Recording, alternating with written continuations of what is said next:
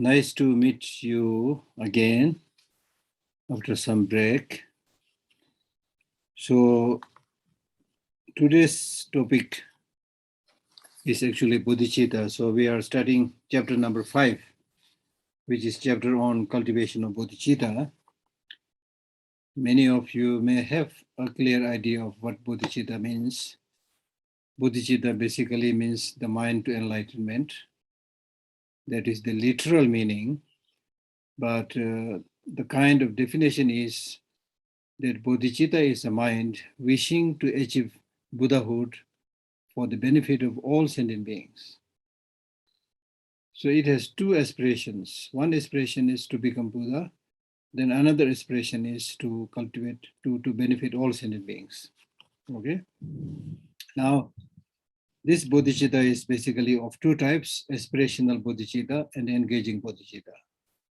Aspirational bodhicitta basically means bodhicitta only at the level of aspiration. That means how nice if I become Buddha for the benefit of all sentient beings. And you may not actually practice what you aspire, but you simply aspire to become a Buddha for the benefit of all sentient beings, which is like the wish to go somewhere, but not actually going. So that wish to go somewhere is also very important, without which you will never move. But having that wish alone is not enough. You actually need to go.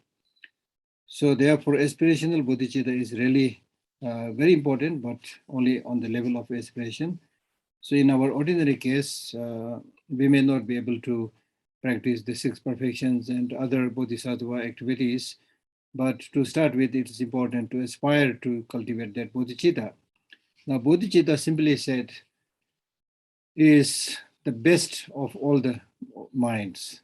Best of all the mind means there are many minds, just loving kindness, compassion, wish to benefit others. There's so many different types of mind wishing to benefit others. But this mind is supreme in the sense that the mind is saying, may I become Buddha to benefit all sentient beings.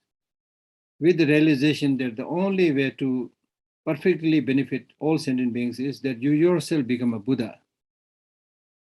Once you become Buddha, then you are able to foresee the state of the mind of sentient beings at this time, what has been their state of mind in the past, and what will be their state of mind in the future, things like that. So you are able to see all the 3 times. So therefore, you are able to read the mind of other people. So based on your mental disposition, interest, you will be able to show the path that is relevant to that person. So therefore, this wish to become Buddha is the best mind that you can ever think about. And other important minds, loving kindness, compassion, they are kind of prerequisites or precursor to the cultivation of bodhicitta. So now in order to cultivate this aspirational bodhicitta, you need to first of all have a clear understanding of the benefits of such an aspiration. Okay, the wish to benefit your neighbor or the wish to benefit even your community, even that is counted as a very important thing. Now here you have a mind which is aspiring to benefit all sentient beings. May I become Buddha for the benefit of all sentient beings. Imagine, it's not even talking about benefiting human beings alone. It's talking about benefiting all sentient beings. Imagine all sentient beings, which includes the tiniest, helpless insects. All sentient beings basically means all those beings that has a mind, that has a consciousness. Okay, so there may be visible, there may be invisible, because all sentient beings wish to have happiness and wish to shun suffering, but they are without happiness and full of suffering. So therefore, your wish is to help all of them. Okay, so that is such an expensive mind. Okay, so it's important. We can't even think about such a mind. So it's important for us at least to pray to gradually move towards cultivation of such a bodhicitta. So therefore, first of all, it's really important to see the qualities of cultivation of such a mind. So therefore, we in the Tibetan system of practice, we are supposed to, if you claim to be Buddhist, you are supposed to take refuge and cultivate bodhicitta 3 times a day or 3 times a night, things like that. Okay, so it's important to remember that again and again. Okay, And with that kind of recollection of the qualities of the cultivation of bodhicitta, then practically also you need to cultivate this mind repeatedly so that gradually the mind becomes very familiar to you. And hopefully one day you will be able to cultivate the actual bodhicitta. Now, cultivation of actual bodhicitta is not that easy because through repeated practice, when you get very close to that mind and that mind, comes automatically without having to make any effort, then that means you have succeeded in cultivation of that bodhicitta, which is not that easy. And then also, just as if you are to invite a very important person, you need to make necessary preparations.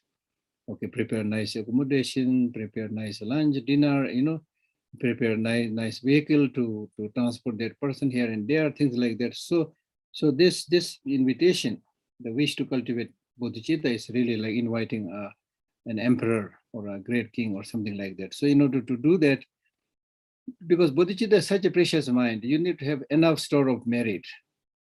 Okay, we may or may not be able to understand what does that mean, but it basically means that your mind should have that capacity, that strength, that to be able to receive and cultivate such a bodhicitta. So therefore, you need to cultivate the two, uh, two collections, which is collection of merit and collection of wisdom.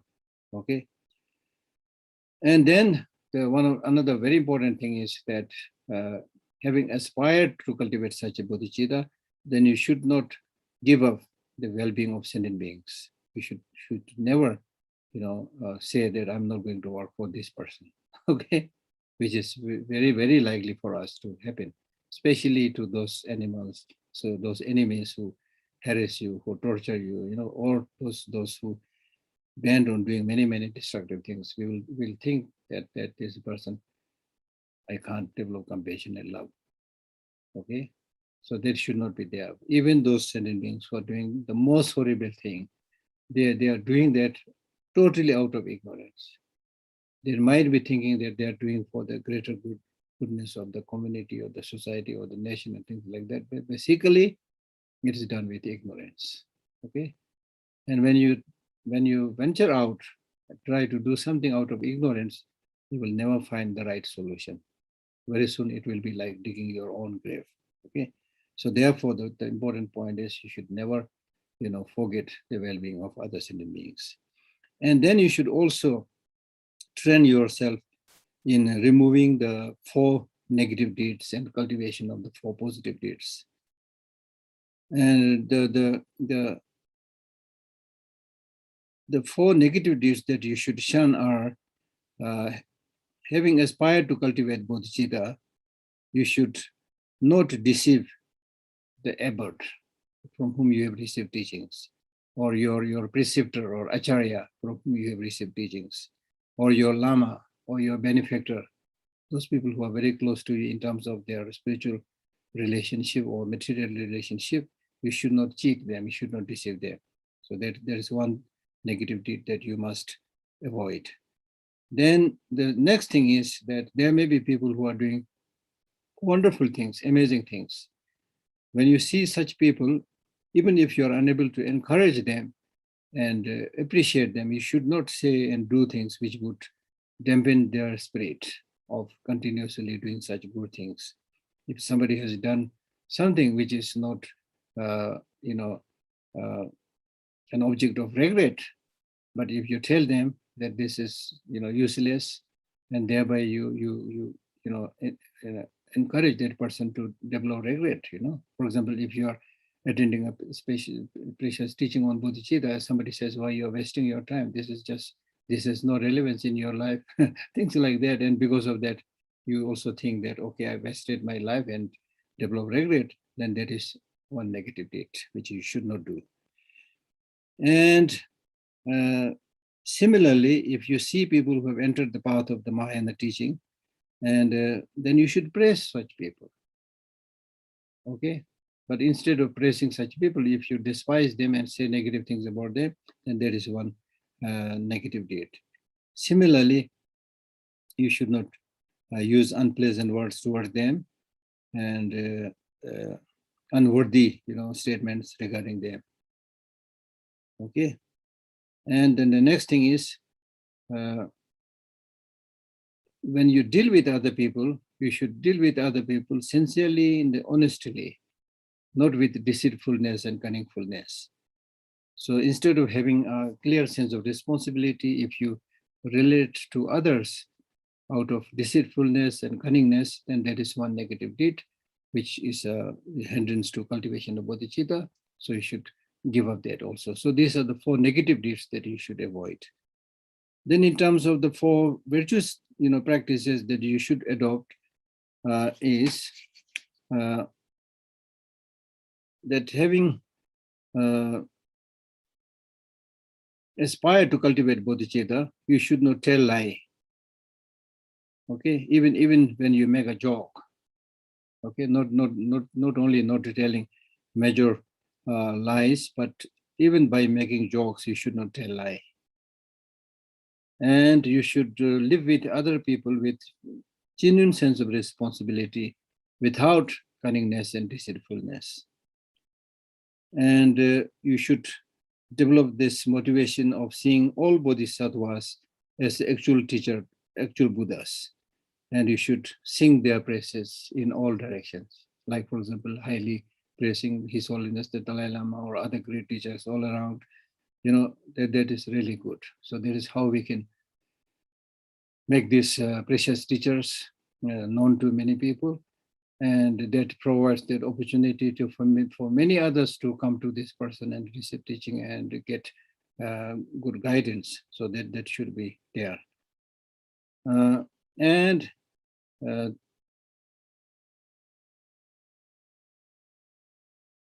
then when you meet people who may want to follow a short path and who may not aspire to cultivate bodhicitta and engage in the Mahayana practice, there, in that case also you should, by different means, try to measure their mind and show them the right path to the Mahayana path, which leads to complete enlightenment.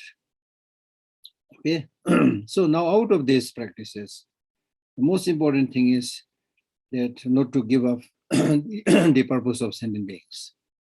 Okay, because if you do that, then you basically lose your precept of taking bodhicitta. Now, in the case of the engaging in the bodhisattva, out of the 2, the aspirational bodhicitta and engaging bodhicitta, in the case of training in the engaging bodhicitta, there are things that you should give up, and there are things that you should adopt or practice. Okay. Now, for example, things that you should adopt are as explained in the compendium of precepts, where it says that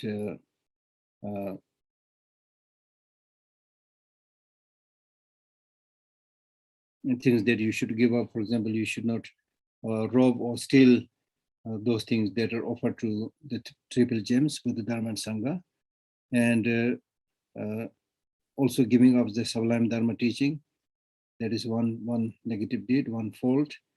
And then even in the case of a morally corrupted monk or nun, because of their moral corruption, if you rob their saffron cloth, or if you beat them or imprison them or defraud them, that is also a wrong deed, negative deed.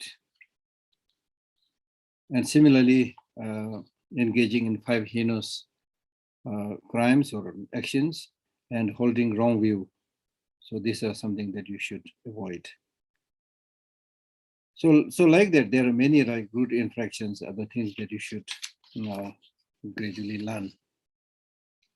Okay, so these are some of the major faults.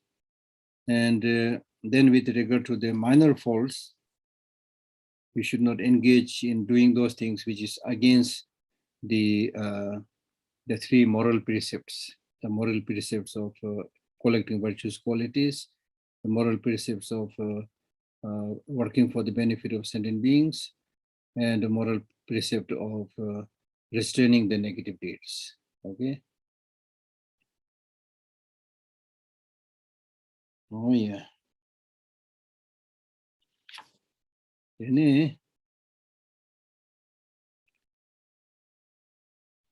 So in short, you should, once you cultivate that bodhicitta, so basically I'm talking about two things. One is cultivate bodhicitta at aspirational level.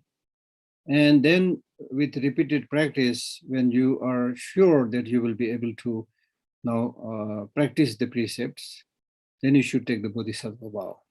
Now, unlike other pratimoksha vows, you can take bodhisattva vow. The best is, of course, if you take bodhisattva vow from qualified teachers. And if you don't find such qualified teachers, you can take bodhisattva vow in front of a holy image of the Buddha or stupa also. It's also possible. So kind of liberal thinking. Okay, there's the thing. Yeah. And as is said in the Shantideva's Bodhisattva way of life, that the moment you, I mean, this is talking about the preciousness of bodhicitta. And Shantideva says, the moment you cultivate bodhicitta, even those sentient beings, poor sentient beings who may be imprisoned in the cycle of existence, then instantaneously they will be liberated by developing that bodhicitta. Okay, so it's like elixir that transforms ordinary irons or other metals into gold or other precious substances. It's really, really important. So what we should understand from this is, we talk about so many different types of Buddhist practices, okay? So many. But the root is having a mind that is wishing to benefit others and wishing not to harm anybody. As simple as that. Okay, if you do this one practice, then you have really understood the essence of Buddha's teaching. Now, if you don't do that, then there is really not fun receiving many vows, Pratimoksha vow, Bodhisattva vow, Tantric vow, you may be able to count all the precepts and things like that. But then the very foundation is lost. The very foundation is lost. So that is something that we should always keep in our mind. It's not easy. It's not easy because we meet strange people, different people. Then the world is turmoil, and nowadays, especially nowadays, there's a war going on everywhere. It's not happening, in Ukraine and Russia. Now it's about to happen in Taiwan and China. In many, many places, unfortunate things are happening. So what should we do with these practices during such occasions? Okay. So here you need to understand, one thing that you should understand very clearly is, anybody who is born has to die. There's no escape from that. Geshe, I'm sorry. I think that we lost Julia. So therefore, when we talk about the purpose of human life, we need to see things in a larger perspective, larger context. It is not the few wars and killings going here and there. You think about the whole universe, or you at least think about the whole human society. That killing and bad deeds are not happening in each and every town, each and every family, everywhere. You see from a larger perspective. That's number one. Number two, in whatever name it may come, one day we all have to die. Okay? That does not mean that your life is meaningless. So therefore, it is important that whatever be the situation, however difficult it is, we need to think that the only and the best way to make human life meaningful is not to harm others, and as much as possible to help others in all situations, especially in difficult situations. So you will always get an opportunity to help somebody here and there. So when you start doing this, then you will get a sense of what life means. You will get a sense of the meaning of being a human. Okay. The killings and other unfortunate things that is happening is the indication of the animal in us. Okay. So the demarcation by which we should make ourselves human beings is, we should transcend that, that animal nature in us, and use our brain, use our great thinking capacity and transform it into a positive direction through developing loving kindness, compassion, and so forth. So through that way, you will really be able to, it's really like eating a delicious meal. And when you actually implement it, you will really feel that whatever is happening in the rest of the world, but I'm making my life meaningful. That's it. You can't control the whole world, okay? You can't control the whole world, but you can control yourself in whatever situation it is. You are the most important world in that perspective. So therefore, in all difficult situations, in all ups and downs in life, we should never lose, hope for the good. Okay.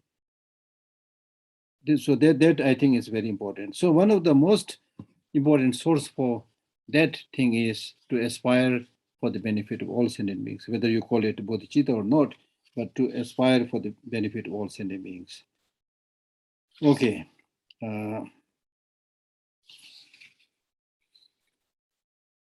So in short, there is a quotation in the 20 verses on bodhisattva vow, where it says, whether it is others or it is oneself, even if it's a little bit troublesome right now, but so long as it is beneficial for oneself and others, do it. Okay. Now, even if it is a little bit enjoying, a little bit comfortable right now, but in the long run, it is bringing suffering and problem upon oneself and others, then don't do that. So that is almost like the summary of the Bodhisattva vow. Okay.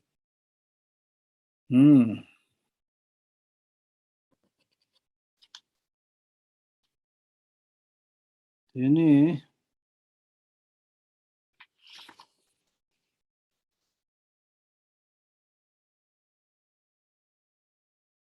Now let us explain a little bit about the text itself. Geshe, I'm sorry, I just would like to mention for them that the numbers of the verses do not coincide. In Geshe La's text, it begins with the number 1 at every chapter. And in our version, it is just continuing from the very beginning. So we'll begin with the number 47 in our book. Okay. Thank you. Sorry for that. So you can say 47, 48, and so forth, right? So, so we are reading chapter 5, which is on cultivation of bodhicitta. And the first verse says, great enthusiasm, great effort, great purpose, and great result. That is the mental engagement of bodhisattva, a mind that comes with the possession of 2 minds. So that means the number 1, the verse number 1 says, first of all, it talks about great enthusiasm. Now, great enthusiasm means one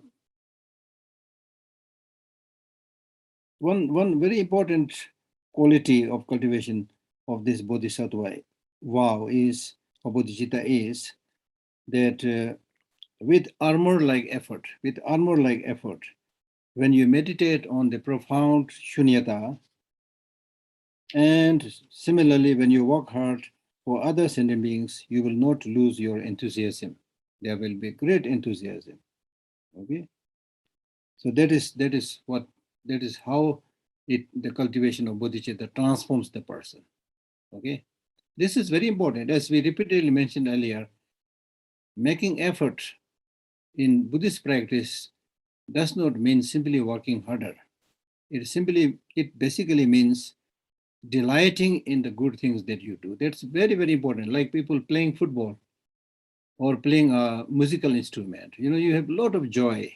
And you can see that in your facial expression, in your hand gesture, and so forth. You're fully, physically, verbally, mentally, you're involved in it. Okay. So likewise, when we engage in, spiritual practice, virtuous practice, especially in terms of cultivation of bodhicitta, there should be total engagement, physically, verbally, mentally. So that's the meaning. Great enthusiasm, like a cheerer of a football match. Great enthusiasm. So that means that the job you are doing is not that easy. You are meditating on the profound emptiness. Okay, and then you are also working for the benefit of all sentient beings. That's not easy. But because you have a clear sight of the goal, that these are the ways and means to benefit countless sentient beings, then there will be a lot of joy in that. This is different from having temporary pleasure. When you engage in some destructive negative deeds, there is a lot of temporary, pleasure or excitement, but there's no real long-lasting joy. Okay. So therefore, even if you make a comparison between your experience of physical pleasure and mental delight, you will see there will be a lot of difference. Like tasting a very delicious food, that's physical experience. So while the food is in the mouth and your tongue is tasting it, it may be delicious, but how long it will last? It will not last very long. Okay. After the food is finished, you will only say it was delicious. Okay. You can't taste it anymore. But if it is something that you cultivate with your mind, then it's much more long lasting, much more long lasting. And especially when you meditate on shunyata or emptiness, the profound emptiness, then it is like freeing yourself. It's like flying in the space. Why people enjoy flying in the space? Why people fond of gliding in the space? Because you find yourself that you're high, you're uplifted, and there's no restriction. You can move in all directions, right? So like that, once you understand the meaning of shunyata, then unlike you're focusing on a television camera or a car, however important they're solid objects, and your mind kind of get entrapped into that. You get restricted into that. But unlike that, when you really think about the profound meaning of emptiness, it has a very liberating effect. So that's why the enthusiasm will automatically come. And then similarly, when you work for other people, normally when you have some kind of reluctance to work for the benefit of other beings, then even if you push yourself hard, you will immediately get tired. That's why we talk about compassion fatigue or emotional fatigue, things like that. As I mentioned earlier also, you experience this, compassion or emotional fatigue. There may be other reasons, but one main reason is you don't genuinely have love to those people to whom you are helping. Okay? For example, if you are helping your sweetheart, girlfriend or boyfriend, you will not get tired easily. He may be sick, she may be sick, but the fact that you are able to sit near him or her and help her, it's not tiring.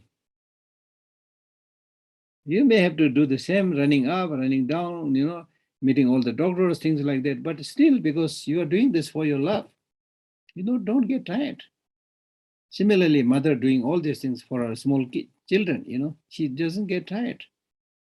She would be voluntarily and happily do it, and she will, as you always see, the mothers keep a watch on their children day and night, not easily getting tired or not suffering from emotional fatigue or compassion fatigue. But in our ordinary stance, when we do something for others, we immediately get tired because there is no genuine sense of responsibility, no genuine liking, no genuine appreciation that this is a kind of golden opportunity for me to collect merit. That kind of understanding is not there. Okay. So that is why this statement, great enthusiasm in meditating on the profound meaning of emptiness and also undertaking hardship to benefit others and beings is a very important comment. Okay. Then the second, great effort. Great effort means when you actually strive to accumulate the two merits, the wisdom and compassion and so forth, then you make great effort. There will be the starting point itself will be great. You go into it with full force. So that way you're able to collect the two merits. So that means that is the meaning of great effort. Now, in terms of the quality of fulfilling one's purposes, the word say great purpose. Great purpose means it is by developing and cultivating such a bodhicitta that you will be able to fulfill your purposes or fulfill the purposes of all sentient beings. Okay? And then great result. Now, it's not like ordinary work. Many of the ordinary works that we do, we work very hard and perspire, but at the end, we really have not much to show, except a handful of money or things like that. There's nothing much to show, to be so happy about. Whereas in the case of cultivation of bodhicitta, then this will lead to fruit, a consequence, which is none other than the great enlightenment. Okay? And what other kind of greater fruit is there than achieving that complete enlightenment? So there's the meaning, great effort. So in short, that is the mental engagement of bodhicitta, a mind that comes with the possession of two minds. So that is what I've already explained. So that is basically the definition of bodhicitta, how it engages in, and it has this two mind. Two mind means the aspirational bodhicitta and the engaging bodhicitta. Okay. Next, verse 2. This bodhicitta in terms of spiritual grounds are belief, special attitude, maturation, which is another, likewise one that has removed obscurations. So now this second verse is talking about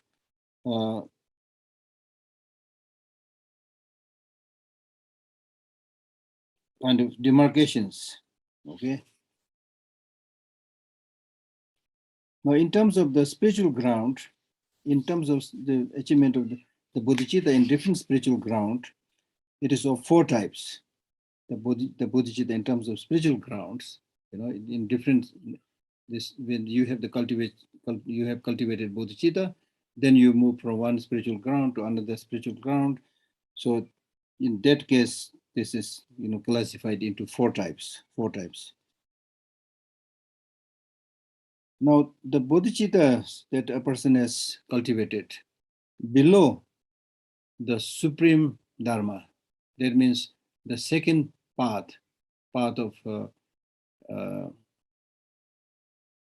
application, okay, jolam, path of application. So that path of application is also of four types. The last stage is called the supreme dharma, supreme quality. So the bodhicitta that you have cultivated below that level, that is called bodhicitta on the level of aspiration. That means below that level, you have this conception of sameness of oneself and others, but you have not realized emptiness directly. And you simply, almost like, in terms of visualization or imagination, you have understanding of bodhicitta. So that's the meaning of belief. Belief means basically in terms of one's own aspiration, that you have some understanding of bodhicitta through a generic image. You have not understood or realized emptiness directly. So therefore, that level is called level of belief or level of aspiration. Now, from the first spiritual ground, the first spiritual ground is actualized when you actualize or see emptiness directly. So from the level of the first spiritual ground until to the seventh spiritual ground, then you actually realize the sameness of oneself and others. And therefore, that state is called pure universal sense of responsibility. Okay. So therefore, this is called the pure, the special attitude or pure sense of responsibility. Okay. Then during the last three pure spiritual ground, just before the achievement of enlightenment, those last three spiritual grounds are grounds where you have developed the non-conceptual primordial wisdom, without having to make any effort, and thereby you have this full maturation of cultivation of bodhicitta. And this is a different kind of bodhicitta than the previous one. So therefore, this is called maturation, which is another. Means which is different from the first two, where there is a different kind of maturation of mind and thereby cultivation of bodhicitta. And then finally, when you become Buddha, then you've reached a state where you've removed both the two obscurations, the obscuration of afflictive emotions and the cognitive obscurations. So that state of bodhicitta is called bodhicitta, where you have removed all the obscurations. Now, normally a question is raised here by saying that this is not on the level of a bodhisattva, but a level of a completely enlightened Buddha. Okay, some people might argue things like that, but you don't have to make such a clear-cut distinction, because you can simply give a name. Okay, this is almost like given the name. This is the bodhicitta of a bodhisattva, but this is just a designation. Okay, it doesn't have to be the bodhicitta of a bodhisattva in the sense of an unenlightened being, but this is bodhicitta of enlightened being, the Buddha. Okay. Likewise, one that has removed obscuration. So these are the four. Okay.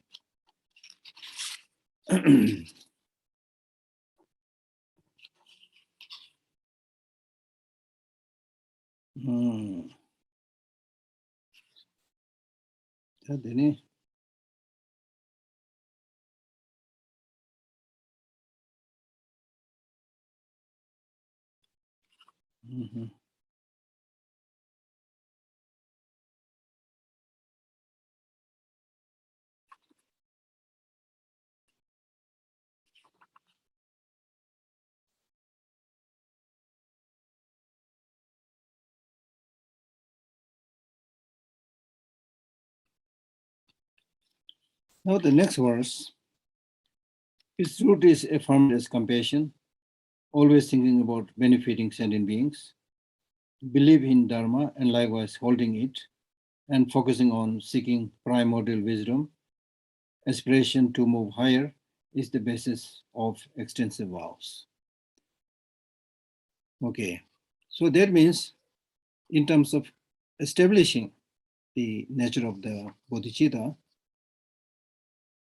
now these four types of bodhicitta that we already explained, discussed, in the case of all these four different types of bodhicitta, the root is affirmed as compassion.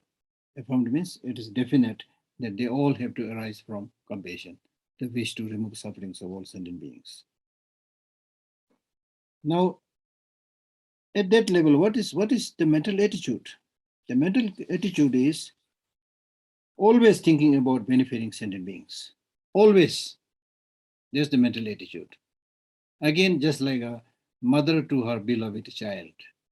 Day and night, she thinks only about the well-being of her child. So similarly, a bodhisattva always, day and night, thinks about how to benefit other sentient beings. Believe in dharma. Believe in dharma here means such a bodhisattva who cultivates such a bodhicitta, they believe in the Mahayana dharma. Not any dharma here, but it talks about belief in the Mahayana dharma. Believe in dharma and likewise holding it. That means once you see the great many qualities of such a bodhicitta or the path of Mahayana, then just as you have ascertained, you will hold it. You will cultivate and you will hold it. So that's the meaning. Likewise, holding it and focusing on seeking primordial wisdom. So that talks about the object or the object of focus. So likewise, in terms of the object of focus, the ultimate object of focus is to seek the primordial wisdom. Okay, that's the meaning. And focusing on seeking primordial wisdom. Aspiration to move higher Aspiration to move higher means one is not contented with the actualization of one level of spiritual path or spiritual ground, but one has this aspiration to move higher and higher. That means to abandon all those things that must be abandoned and to realize all those things that must be realized. Okay? Aspiration to move higher is the basis of extensive vows. And such an aspiration, such an approach is the basis, the foundation of the extensive bodhisattva vows.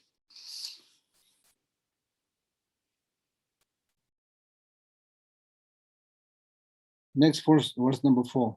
Obstructing the path is discordant side. It will first activate and then adopt, increasing the virtue that is in the nature of merit and wisdom. And that's the nature of merit and wisdom, is it is benefit. So that means, now if you ask a question, what are, okay, if these are the qualities of cultivation of bodhisattva and so forth, then what are the obstructive factors? The obstructive factor is obstructing the path is discordant side. Discordant side means those sides which is not in harmony with the Mahayana aspiration, the cultivation of bodhisattva. So that means if you aspire to achieve liberation just for yourself, just like the Sarvakas and the Pratyeka Buddhas do, if you do that, then that is the obstructive factor here. Okay? It will activate and then adopt. It will activate and then adopt means that is the obstructing part. The discordant side or the obstructive path is that if you first activate means if you first cultivate the almost like selfish mind of Sarvakas and Pratyeka Buddhas, okay, you activate it, you cultivate it, and having cultivated it, you don't see it as a limitation, and you continue to hold it, you continue to adopt it. So that is the obstructive factor for cultivation of the path of the Mahayana.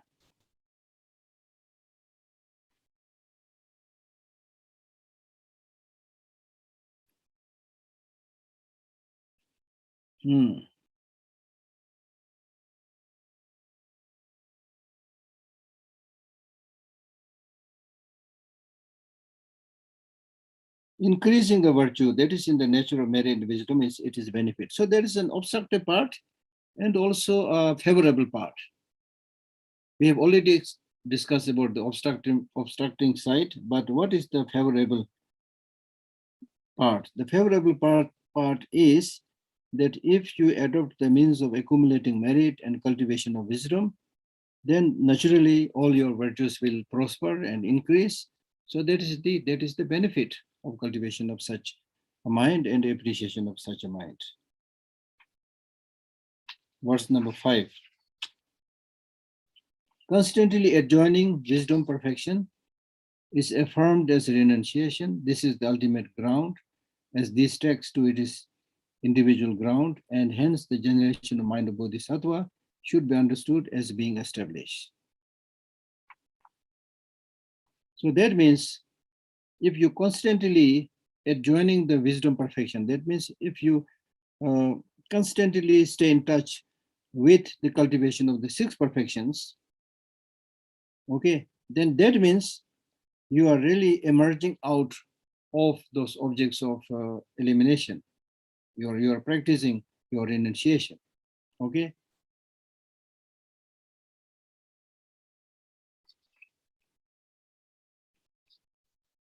This is the ultimate ground.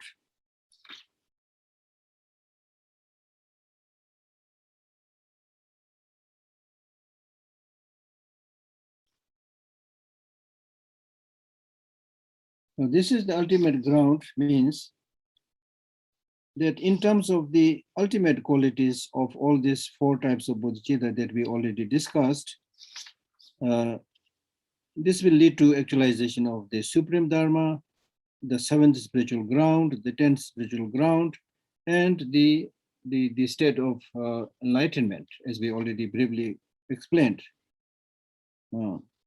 Because in the case of the first three types of bodhicitta, it will lead to the ultimate quality of its own individual level. And then finally, when you remove all the obscurations, then of course you really actualize that ultimate state of enlightenment. So that is the meaning. It's affirmed as a renunciation. This is the ultimate ground, as this takes to its individual ground, number one, in the case of the first three levels of bodhicitta, and hence the generation of mind of bodhisattva should be understood as being established. Okay, this is established means that this is lead to such definite objects. Okay, verse number 6. Those which arose from the power of friends, power of cause, power of root, power of listening and habituation in the virtue, unstable and stable arises, are called as bodhicittas shown by others. Now, having explained the different types of bodhicitta, if you ask what are the ways and means you can cultivate it. In terms of ways and means of cultivation of this bodhicitta, one way of cultivating is those which arose from the power of friends. That means it is by meeting Kalyan Mitra, as we say in Hindi, Geveshini, or spiritual friends, your teacher, spiritual guidance. Because of that, because of their guidance, because of their instigation, because of they are asking you to do such a practice. So through that power, you are able to cultivate bodhicitta. Then the second is power of, you can also cultivate bodhicitta by means of power of cause. Power of cause means if you are somebody who has already that Mahayana lineage, then that is the power of the cause through which you will be able to cultivate bodhicitta. And then power of root. Power of root means if you are somebody who has accumulated the root or foundation, of the virtue of the Mahayana practice, okay, and then because of this, your lineage of bodhisattva will prosper, and so that's the meaning of cultivation of bodhicitta through the power of root. Then power of listening and habituation in the virtue. For some people, just through the power of listening to a particular teaching, especially of Mahayana teaching, there will be a kind of sudden awakening. And there are stories of, many people being able to cultivate bodhicitta just by hearing about some of the features and qualities of bodhicitta. Okay. And then in this life also, for example, by listening to the Mahayana teaching, you are able to cultivate faith, then you are able to cultivate bodhicitta. And then when you make your mind repeatedly habituated with such a practice, then again you are able to cultivate it. So that is called habituation, power of listening and habituation in the virtue. Now out of this four process of cultivation of bodhicitta, it could be a cultivation of bodhicitta through the presence of all the four powers, forces. Or it may be a cultivation of bodhicitta due to the presence of one cause, one factor, okay, one power. Okay.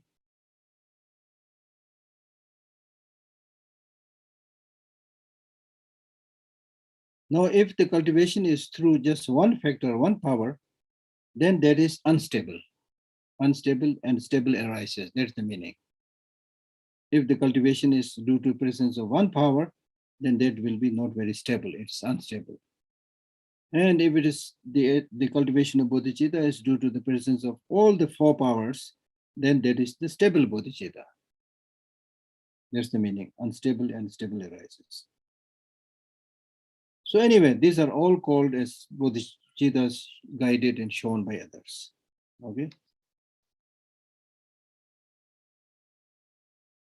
because at the end of the day, it is due to the physical and verbal gestures and teachings that such a cultivation of bodhicitta takes place. So that's why this is called bodhicittas shown by others.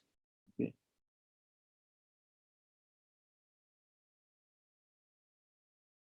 Next,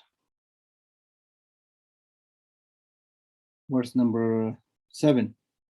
The ultimate is so accepted as it arose from having thoroughly venerated the completely enlightened Buddhas, having well accumulated merit and primordial wisdom, and having cultivated non-conceptual primordial wisdom to phenomena. Now this verse is talking about how one can even also cultivate bodhicitta in a natural way, or by natural state. Okay.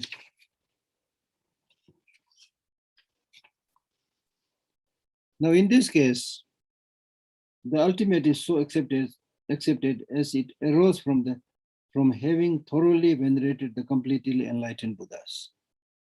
That means if you're somebody who has thoroughly served and venerated the emanation body of the Buddha, emanation body of a completely enlightened Buddha, and then having respected and served that completely enlightened Buddha, if you hear teachings from him, okay, having well accumulated merit, and especially in terms of your practice, if you accumulate merit for one countless eon, and also wisdom for one countless eon, then in terms of your realization, you will be able to cultivate that non-conceptual primordial wisdom, a non-conceptual primordial wisdom, both in terms of the object and the subject. So you will be able to cultivate such a bodhicitta, and that is called the ultimate bodhicitta. So naturally, arisen bodhicitta, having well accumulated merit and primordial wisdom, and having cultivated non-conceptual primordial wisdom to phenomena. Okay. Okay, we stop here then. Okay, so now we can take some questions, right? Yeah. Geshe, I ask all our listeners to send your questions. I have some questions that were sent to us earlier, and I would like to start with them. Let me just send. The first question actually is about a quotation. I just sent them the Russian translation so that he could translate it more easier. So, today we came across a quotation from Dilgokyen Rinpoche from the book Enlightened Courage. And the quotation is the following. If we see others in trouble, although we cannot immediately take their sufferings upon ourselves, we should make the wish to be able to relieve them from their misfortunes.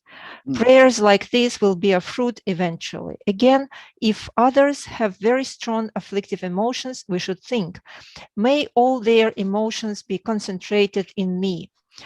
With fervent conviction, we should persist in thinking like this until we have some sign or feeling that we have been able to take upon ourselves the suffering and emotions of others.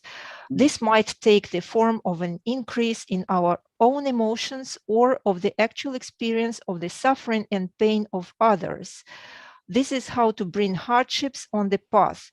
And so the question is, sometimes when I watch a video which shows the pain or suffering of others, say, especially when it's about punishing the children, and etc., I just close this video. I don't watch it anymore because my heart just can't stay it. Do I need to do something about when I watch this video according to this advice given by Dilgokyen Tse? Yeah. So the question, as I understand it, is instead of maybe stopping watching the video, should I just do something about it, as Dilgo Khyentse advises? yeah, if there is no suffering, there is no renunciation. There is a teaching which says if there is no suffering, there is no renunciation. Therefore, O mind, you should think carefully. There's the quotation. Okay, O mind, you should think carefully. So I have also mentioned that suffering is introduction to happiness.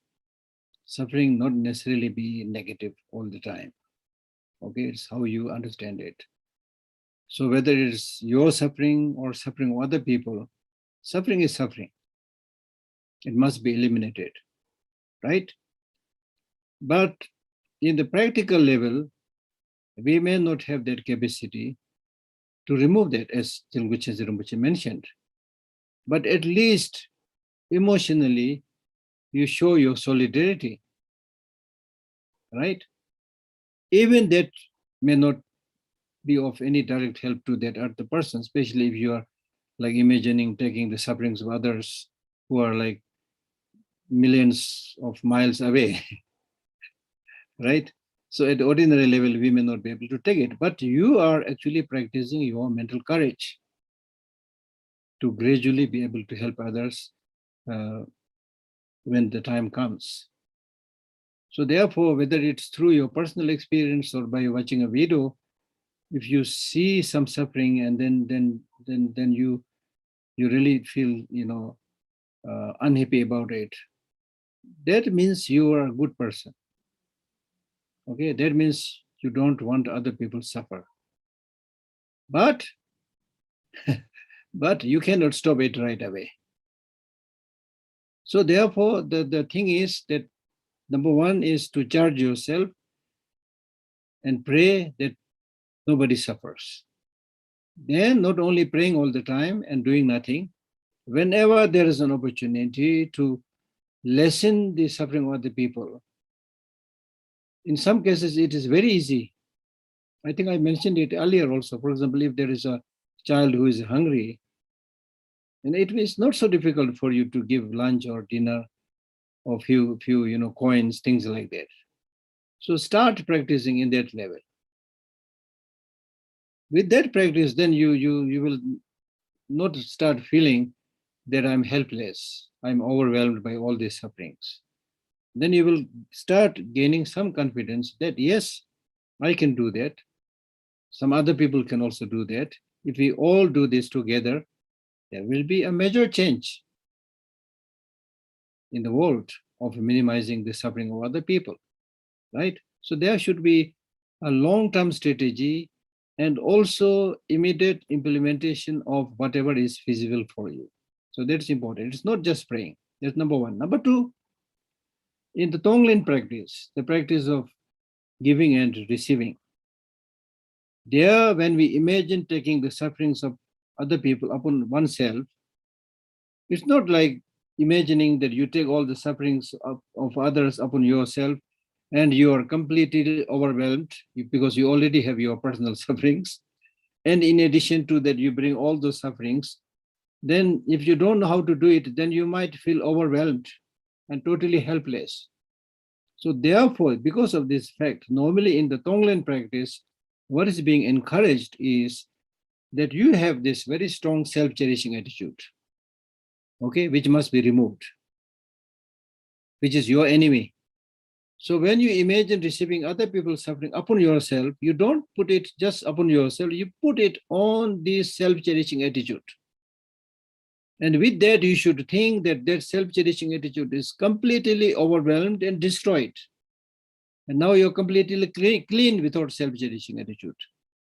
So if you do that, then you don't get that sense of, being overwhelmed and helpless.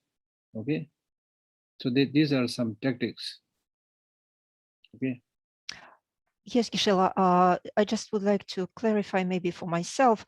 Am I understanding it right that whenever I see the sufferings of others, I need not be overwhelmed by this emotion, right? Exactly. I just, Exactly. yeah, I just need to be calm and Come and compassionate. here you need to recall the thing that we have repeatedly stated. There are things you can do, there are things you can't do.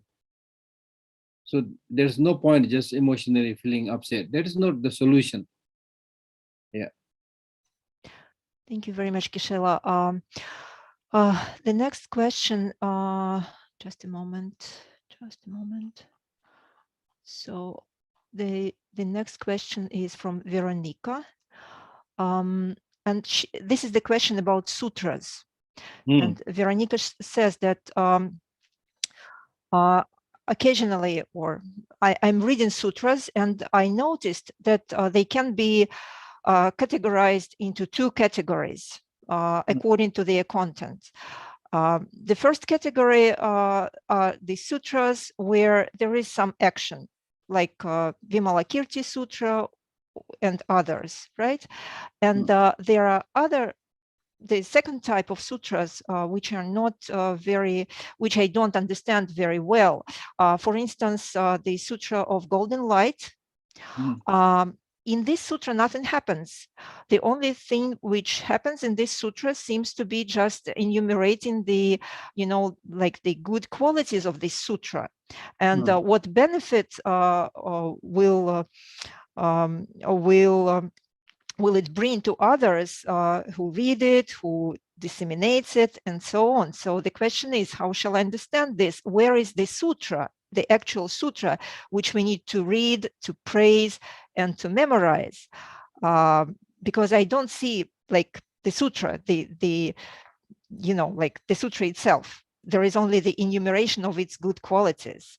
And what is the sutra? Is it hidden from us, or is this enumeration the sutra itself?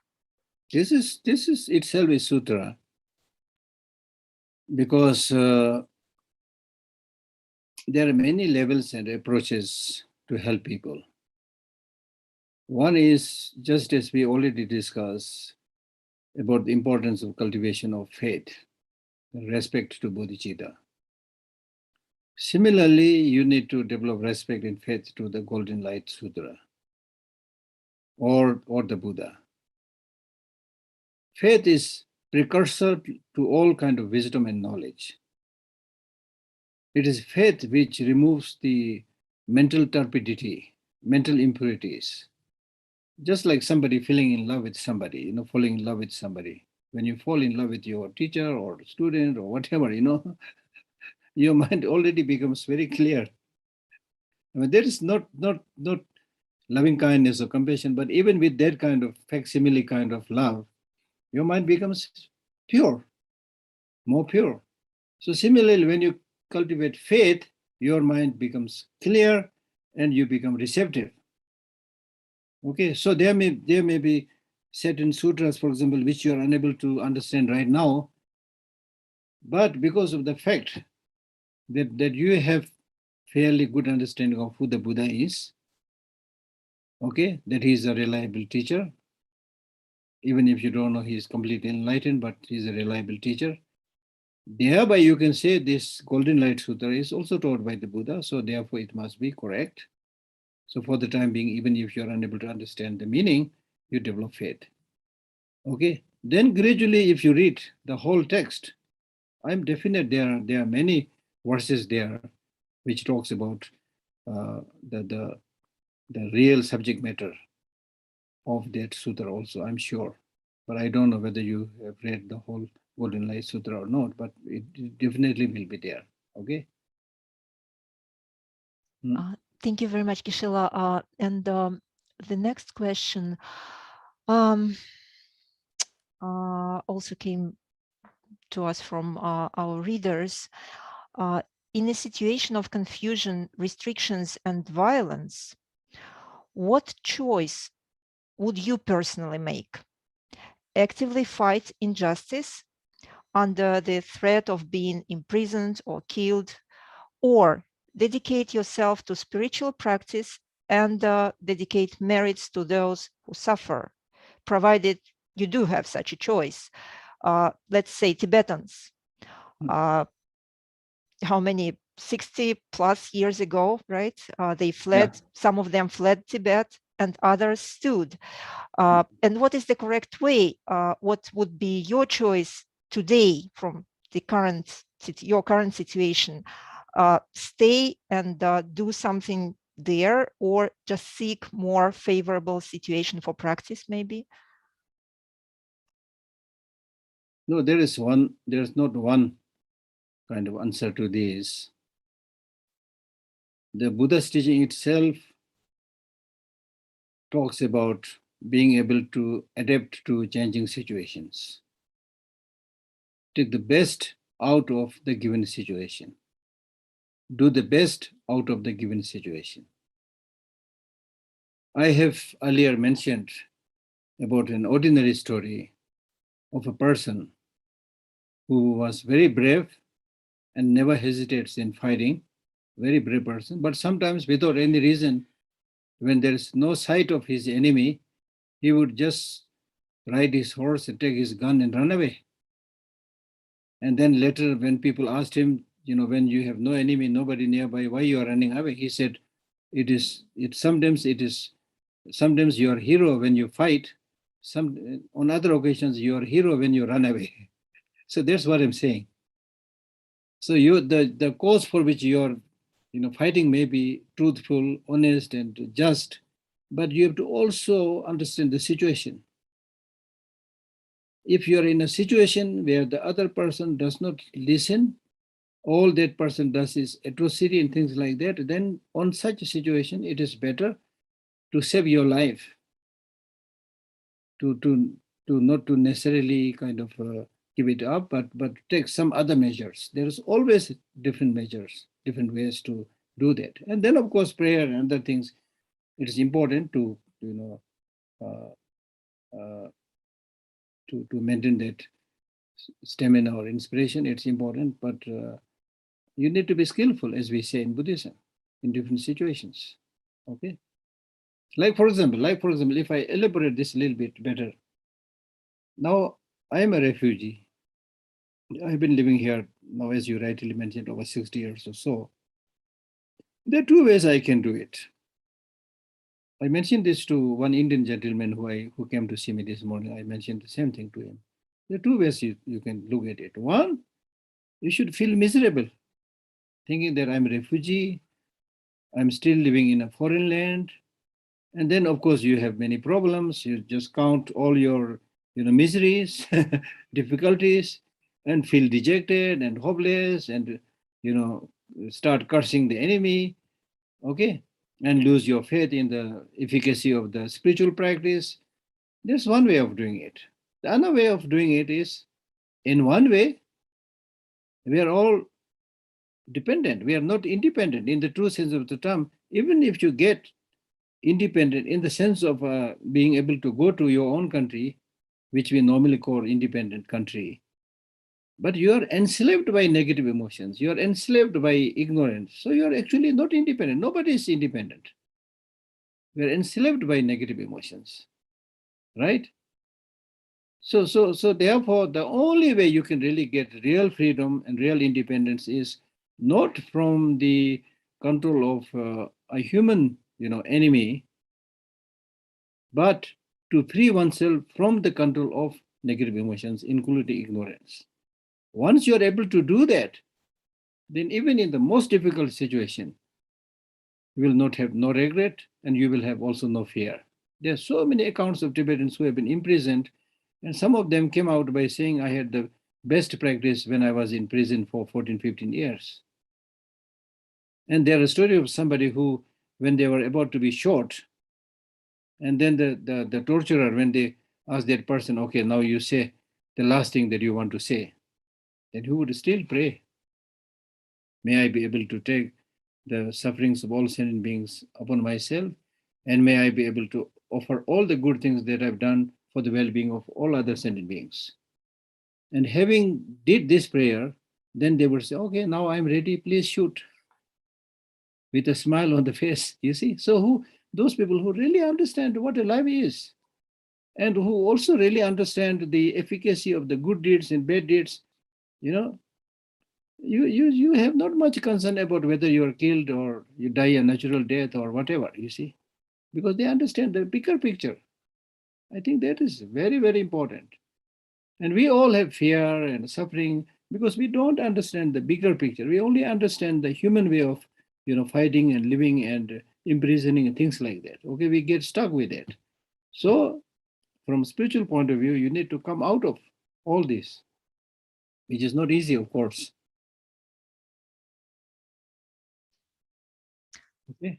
Oh, Geshe, yeah, I just would like to maybe clarify for myself, because I know that today in the current situation, many are considering, to stay or to go, not only in Russia, in different countries. Like when you think that what would be best solution, just to stay and face all the hardships and maybe try to do something, or just go and try to do something from outside to benefit, like to maybe have more opportunities for spiritual practice and so on. So what would be your advice for such people who are hesitating in making this choice?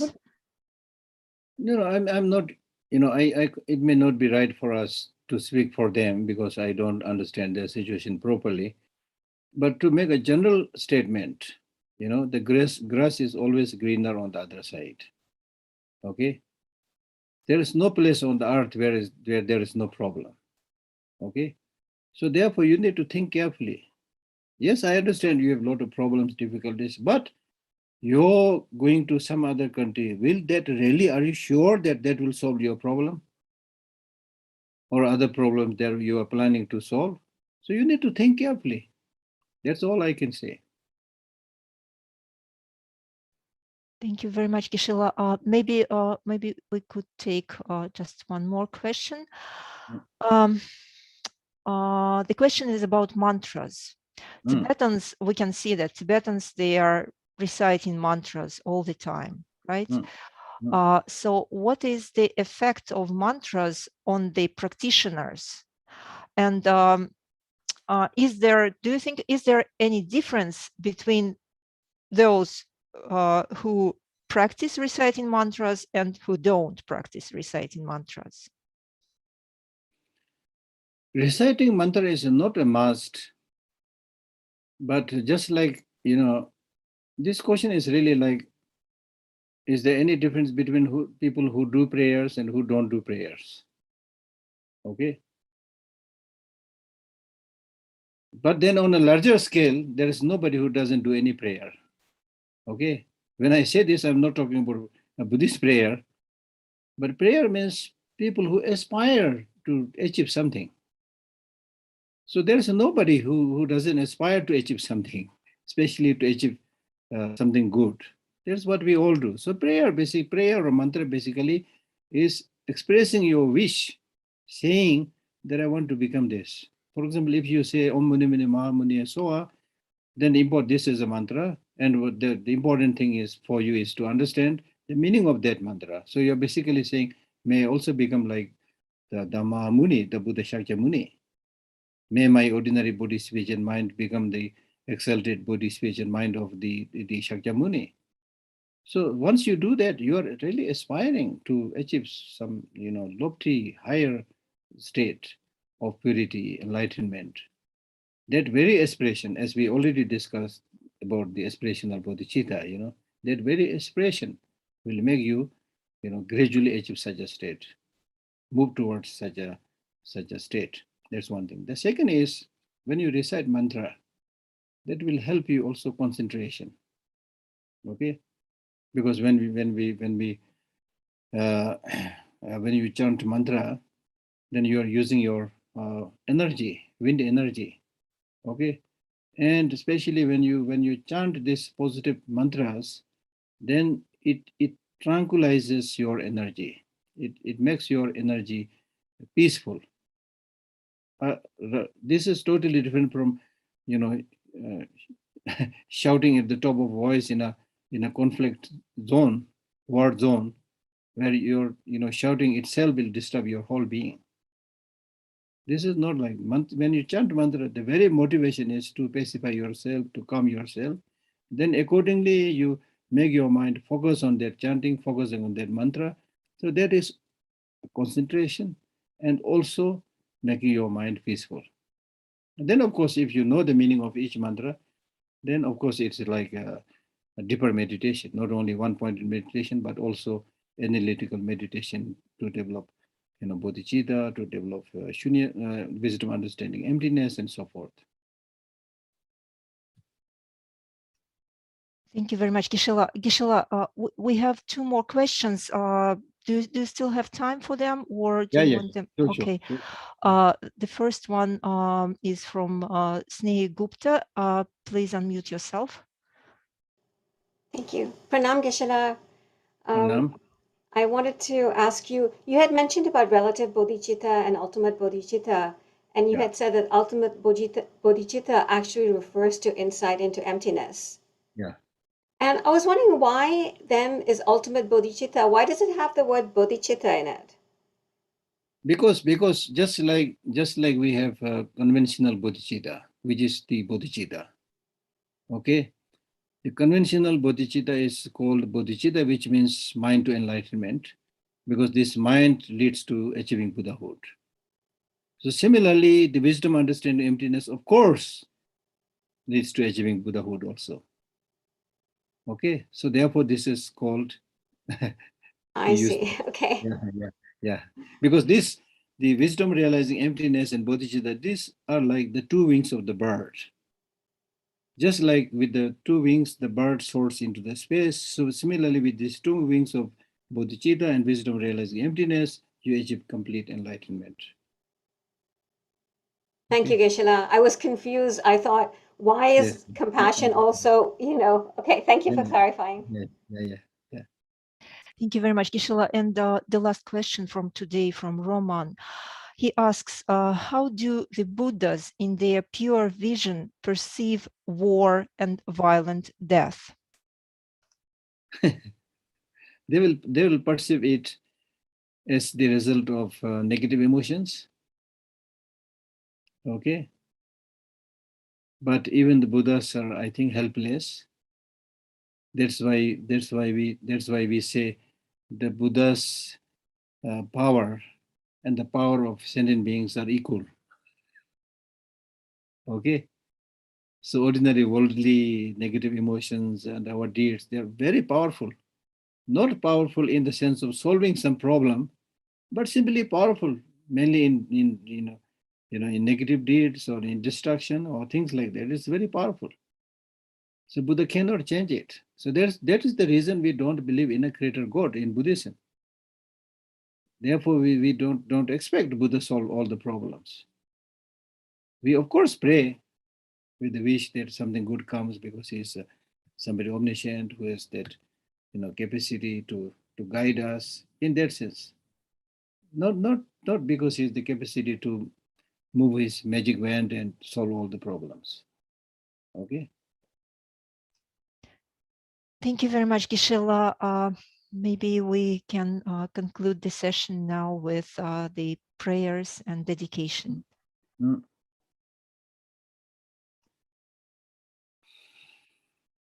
Changju semjo rimbo che maje pano cheva nyamba meba ye kongme kongdo peba sho.